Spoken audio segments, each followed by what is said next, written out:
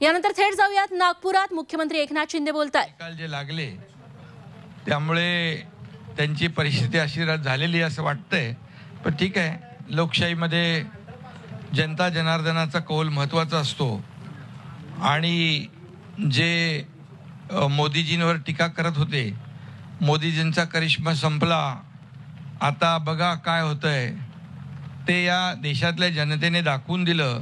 3 राज्यांमध्ये घवघवीत यश मिळालं। जनता जनार्दनाने मोदी गॅरंटीवर विश्वास ठेवला आणि पुढचं काय बोलत नाही मी, आणि येणाऱ्या लोकसभेच्या निवडणुकांमध्ये मोदीजी पुन्हा प्रधानमंत्री होतील याची गॅरंटी देऊन टाकली। त्यामुळे एक कॉन्फिडन्स लेवल गेलेली आहे आणि म्हणून मी एवढंच सांगतो की त्यांना म्हणून बिनबिडाचे जे काही आरोप केले त्यांनी त्याच्या बाबतीमध्ये उहापोह आपल्या गृहमंत्री महोदयांनी देवेंद्रजींनी केला आणि आकडे जे आपले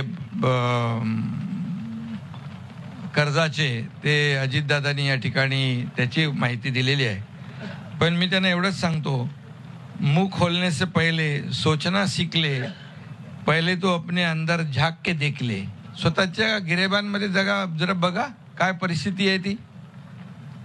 आणि आता अगोदर ज्या निवडणुका आता मी त्याचा उल्लेख केला त्याच्या अगोदर फार मोठ्या मोठ्या बाता होत्या, पण जसा रिझल्ट लागल्यानंतर चर्चा बदली झाली। ठीक आहे, त्याच्यावर मी जात नाही, परंतु मी एवढंच सांगतो, हे नागपूरचं आमचं दुसरं अधिवेशन आहे हिवाळी सरकारचं आमच्या, आणि विरोधी पक्षाचं जसं देवेंद्रजी म्हणाले, विदर्भात अधिवेशन असल्यानंतर विदर्भाच्या प्रश्नांना महत्त्व दिलं पाहिजे, परंतु यांना काय काय पत्रामध्ये लिहिलंय ते तुम्हाला माहिती।